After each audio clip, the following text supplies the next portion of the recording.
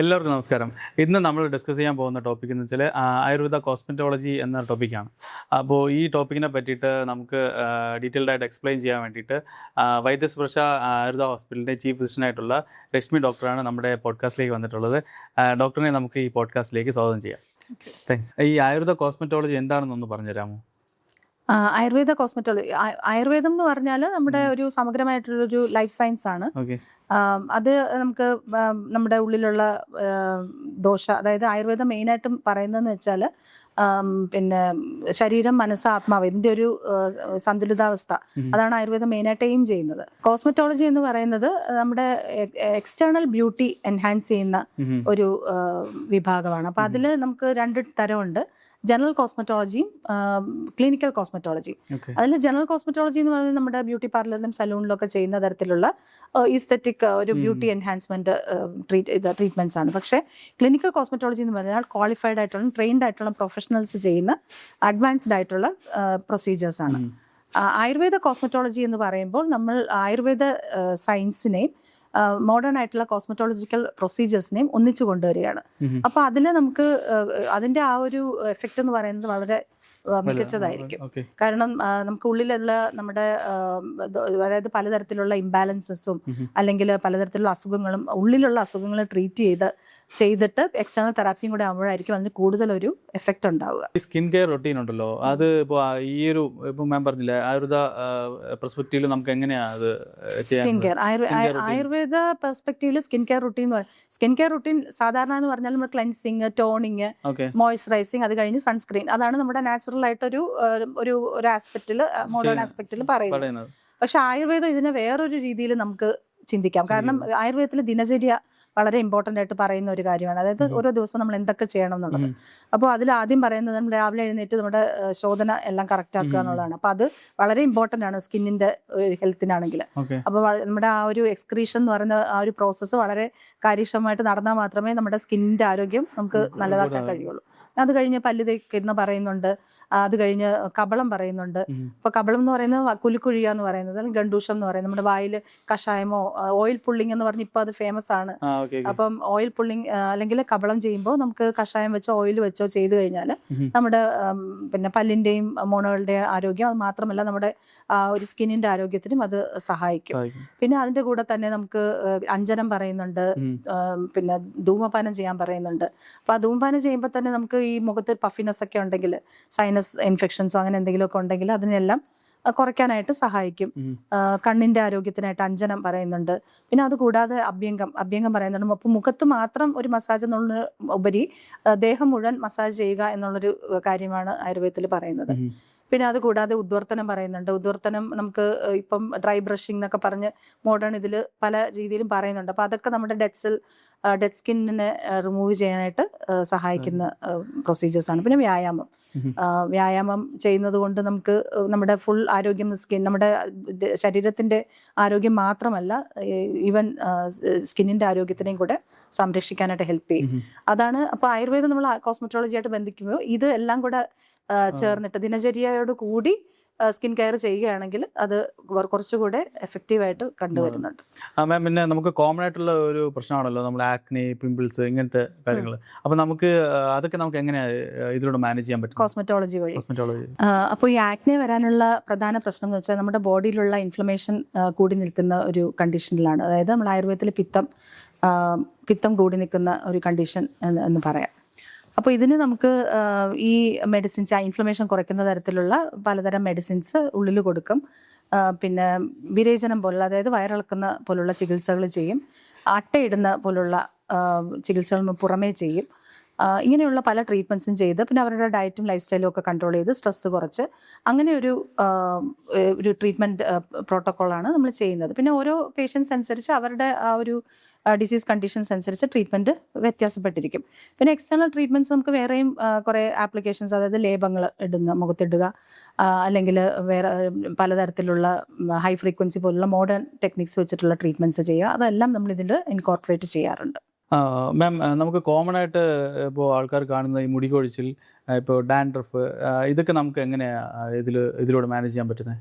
മുടികൊഴിച്ചിൽ നമുക്ക് പല കാരണങ്ങൾ കൊണ്ടുണ്ടാകും. സ്ട്രെസ് ഒരു റീസൺ ആണ്, പിന്നെ ഉറക്കക്കുറവ്, പിന്നെ ഹോർമോണൽ ഇഷ്യൂസ് കാരണം, പിന്നെ മെയിനായിട്ടും കണ്ടുവരുന്നത് ന്യൂട്രീഷണൽ ഡെഫിഷ്യൻസീസ് കാരണം.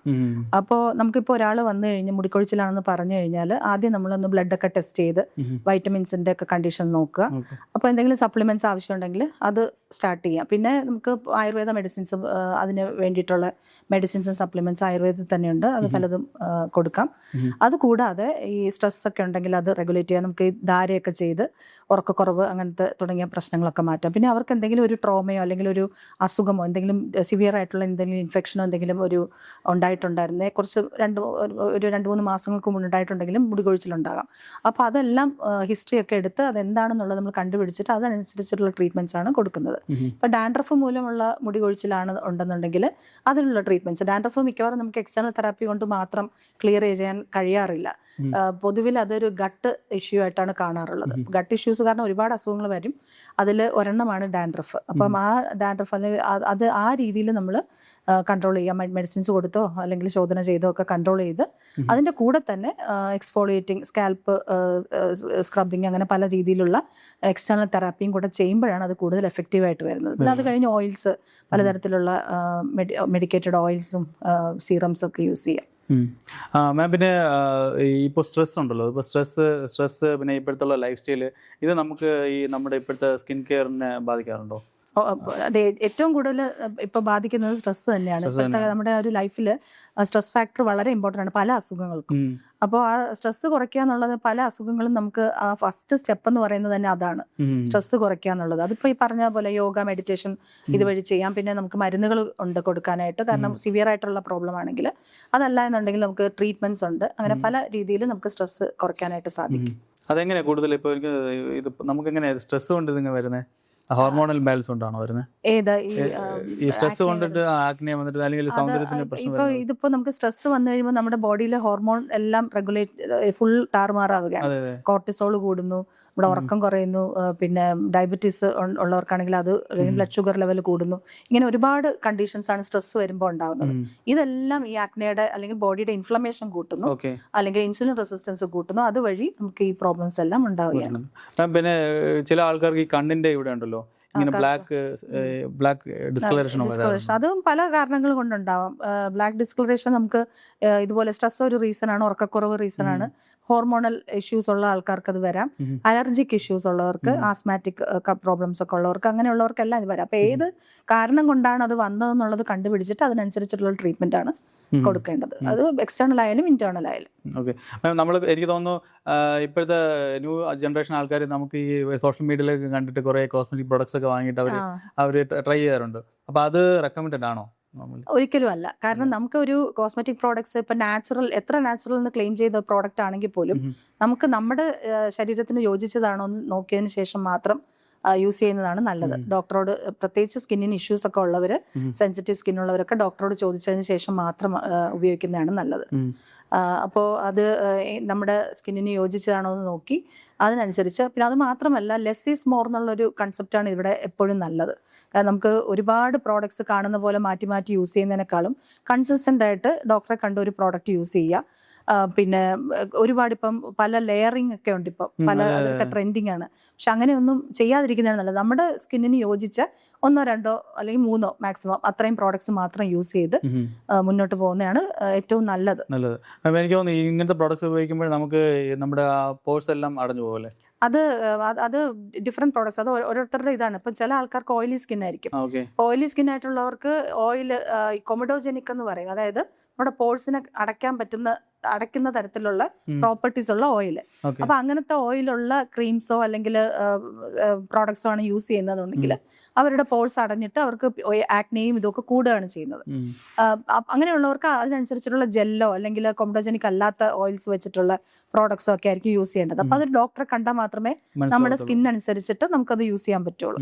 അതുപോലെ ഡ്രൈ സ്കിൻ ഉള്ളവർക്ക് അതൊരു വലിയ, അല്ലെങ്കിൽ ഏജിങ് സ്കിൻ ഉള്ളവർക്ക് അത് ആ ടൈപ്പ് നമുക്ക് യൂസ് ചെയ്യാൻ ചിലപ്പോൾ സാധിക്കും. സെൻസിറ്റീവ് സ്കിൻ ഉള്ളവർക്ക് ആ തരത്തിലുള്ള പ്രോഡക്ട്സ് ആയിരിക്കും യൂസ് ചെയ്യേണ്ടത്. അപ്പൊ അതുകൊണ്ടാണ് ഡോക്ടറെ കണ്ടിട്ട് മാത്രം ചൂസ് ചെയ്യണം എന്ന് പറഞ്ഞത്, പ്രത്യേകിച്ച് സ്കിന്നിന് ഇഷ്യൂസ് ഉള്ളവർ. മാം, പിന്നെ പഞ്ചകർമ്മ തെറാപ്പി കോസ്മെറ്റോളജിയിലുണ്ടോ? അത് ആയുർവേദം എന്ന് പറയുന്നതിൽ ഏറ്റവും ഇമ്പോർട്ടൻ്റ് ആയിട്ടുള്ള ഒരു ശാഖയാണല്ലോ നമ്മുടെ ശോധന തെറാപ്പി എന്ന് പറയുന്നത്. അപ്പോൾ പഞ്ചകർമ്മ എന്ന് പറയുന്നത് തീർച്ചയായിട്ടും നമുക്ക് ആയുർവേദത്തിന്റെ ഏറ്റവും വലിയൊരു ശക്തിയാണ്. അപ്പോൾ അത് നമുക്ക് കോസ്മെറ്റോളജിയിൽ ഏറ്റവും അധികം സഹായിക്കുന്നതായിട്ടുള്ള ഒരു ട്രീറ്റ്മെന്റ് ആണ്.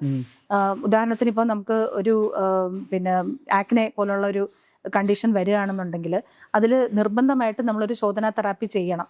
അതിപ്പം ഏത് വേണമെങ്കിലും ചൂസ് ചെയ്യും. ഇപ്പൊ ആൾക്കാർക്കുള്ള ഒരു തെറ്റായ ധാരണ എന്ന് പറഞ്ഞാൽ പഞ്ചകർമ്മ എന്ന് പറഞ്ഞാൽ അഭ്യംഗം അല്ലെങ്കിൽ കിഴി അങ്ങനെയൊക്കെയാണെന്നാണ് എല്ലാവരുടെയും ധാരണ. പക്ഷെ ഇത് ശരിക്കും പറഞ്ഞാൽ പഞ്ചകർമ്മയ്ക്ക് വേണ്ടി നമ്മുടെ ബോഡിയെ പ്രിപ്പയർ ചെയ്യുന്ന ട്രീറ്റ്മെന്റ്സ് മാത്രമാണ്. പഞ്ചകർമ്മ എന്ന് പറയുന്നത് ഛർദ്ദിപ്പിക്കുക അല്ലെങ്കിൽ വിരേചനം ചെയ്യിപ്പിക്കുക, വയറിളക്കുക, നസ്യം ചെയ്യുക, ഇതൊക്കെയാണ് പഞ്ചകർമ്മ ട്രീറ്റ്മെന്റിൽ വരുന്നത്. വസ്തി, പിന്നെ രക്തമോക്ഷമൊക്കെ. അപ്പോൾ അതിൽ നമുക്ക് ഇപ്പോൾ ഞാനിപ്പോൾ ആക്നയുടെ ഒരു എക്സാമ്പിൾ പറഞ്ഞത്, ഇങ്ങനെ ഒരു കേസ് വന്നു കഴിയുമ്പോൾ അവർക്കൊരു ശമനം, അതായത് നമ്മൾ ഉള്ളിൽ മെഡിസിൻസ് കൊടുക്കുന്നതിനോടൊപ്പം തന്നെ അവർക്ക് ഈ ടോക്സിൻസിനെ വെളിയിൽ കളയാനായിട്ട് നമ്മൾ പല രീതിയിലുള്ള ട്രീറ്റ്മെൻറ്റ്സ്, അട്ട ഉപയോഗിച്ചിട്ടുള്ള രക്തമോക്ഷം ചെയ്യാം, അല്ലെങ്കിൽ വിരേചനം ചെയ്യാം.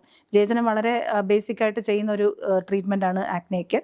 അപ്പോൾ അത് ചെയ്ത് കഴിയുമ്പോഴത്തേക്കും നമുക്ക് കുറച്ചും കൂടെ ആ ആക്നെ പെട്ടെന്ന് കുറയുന്നതായിട്ട് കാണാൻ പറ്റും. അതിൻ്റെ കൂടെ ബാക്കി മെഡിസിൻസും ട്രീറ്റ്മെൻറ്റ്സും കൂടെ ആകുമ്പോൾ അതിനെ ഒരു റൂട്ടായിട്ട് നമുക്കത് വേരോടെ തന്നെ കളയാനായിട്ട് സാധിക്കും. അല്ലാതെ സപ്രസ് ചെയ്ത് പിന്നെയും വരുന്ന ഒരു രീതിയിലല്ല. ഇപ്പോൾ ഒരു ട്രെൻഡിങ് ആയിട്ട് നിൽക്കുന്നതാണ് ഒരു ആൻറ്റി ഏജിങ് തെറാപ്പി ട്രീറ്റ്മെൻറ്റ്, ഇങ്ങനത്തെ കുറേ കാര്യങ്ങളുണ്ട്.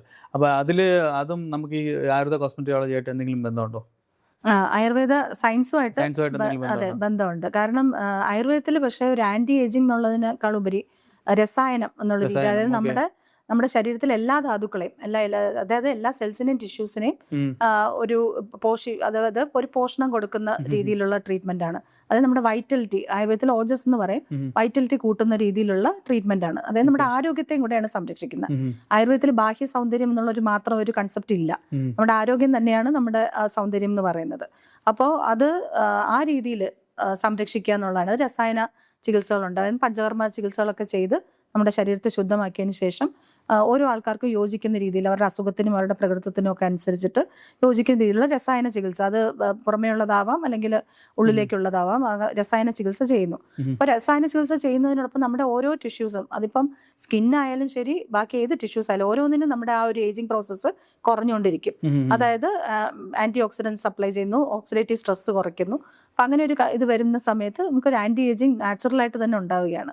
അതിൻ്റെ കൂടെ നമുക്ക് പുറമേയുള്ള പ്രോഡക്ട്സ്, പുറമേയുള്ള ലേപനങ്ങളും പലതരത്തിലുള്ള മുഖത്ത് അപ്ലൈ ചെയ്യാനുള്ള, ശരീരത്തിൽ അപ്ലൈ ചെയ്യാനുള്ള പലതരം രസായന ട്രീറ്റ്മെൻറ്റ്സും ഉണ്ട്. ഈ ആൻറ്റി ഏജിങ്, അതായത് ഈ സ്കിന്നിൻ്റെ ആ ഒരു ഹൈഡ്രേഷനും ഒരു ചുളിവുകൾ കുറയ്ക്കാനും അല്ലെങ്കിൽ ആ ഒരു ഏജിങ് പ്രോസസ്സ് സ്ലോ ആക്കാനുള്ള ട്രീറ്റ്മെൻറ്റ്സ് ഉണ്ട്. അതിപ്പം എണ്ണയായാലും ശരി, നമുക്ക് തലയിൽ അപ്ലൈ ചെയ്യാനും നര വരുന്നതിൻ്റെ ആ ഒരു പ്രോസസ്സിൻ്റെ ഇത് കുറയ്ക്കാനും എല്ലാം ആയിട്ടുള്ള മെഡിസിൻസ് ഉണ്ട്. ആ ഒരു പ്രോസസ്സ് അങ്ങനെയാണ്. പിന്നെ ഈ ആയുർവേദ കോസ്മെറ്റോളജി ഈ ഒരു സെഗ്മെന്റിലേക്ക് ഇനി ഫ്യൂച്ചറിലുള്ള എന്തൊക്കെയാണ് സാധ്യതകളുള്ളത്? വളരെയധികം സാധ്യതകളുണ്ട്. കാരണം ഇതിപ്പോൾ നമുക്കൊരു പുറമേ ഉള്ള ഒരു ട്രീറ്റ്മെന്റ് മാത്രമല്ലല്ലോ ചെയ്യുന്നത്. നമ്മൾ ഉള്ളിലെ നമ്മുടെ ആരോഗ്യം സംരക്ഷിച്ചും അല്ലെങ്കിൽ അതിന് എന്തെങ്കിലും പ്രശ്നങ്ങളുണ്ടെങ്കിൽ കറക്റ്റ് ചെയ്തിട്ടുമുള്ള ചികിത്സകൾ ചെയ്യുന്നത് കൊണ്ട് ഈ അകത്തത് കംപ്ലീറ്റ് നമ്മൾ ഫിക്സ് ചെയ്ത് കഴിയുമ്പോൾ, അതായത് നമ്മുടെ ഡൈജഷൻ, മെറ്റബോളിസം ഇതെല്ലാം ഫിക്സ് ചെയ്ത് കഴിയുമ്പോഴാണ് നമുക്ക് ആ പുറമേയുള്ള നമ്മുടെ സൗന്ദര്യം കറക്റ്റായിട്ട്. അതൊരു ഉദാഹരണം പറയുകയാണെങ്കിൽ നമ്മുടെ കഴുത്തിന് ചുറ്റുമുള്ള കറുത്ത പാട്, അത് പലപ്പോഴും ഒരു സൗന്ദര്യ പ്രശ്നമായിട്ട് ആൾക്കാർ, പക്ഷെ അത് ശരിക്കും അത് വരുന്നതെന്ന് വെച്ചാൽ അക്കാന്തോസിസ് നൈഗ്രിക്കൻസ് എന്ന് പേരുള്ള ഒരു കണ്ടീഷനാണ്. അത് വരുന്നത് ശരിക്കും നമ്മുടെ ശരീരത്തിലുള്ള ഇൻസുലിൻ റെസിസ്റ്റൻസ് എന്നുള്ള കണ്ടീഷൻ കൊണ്ടാണ്.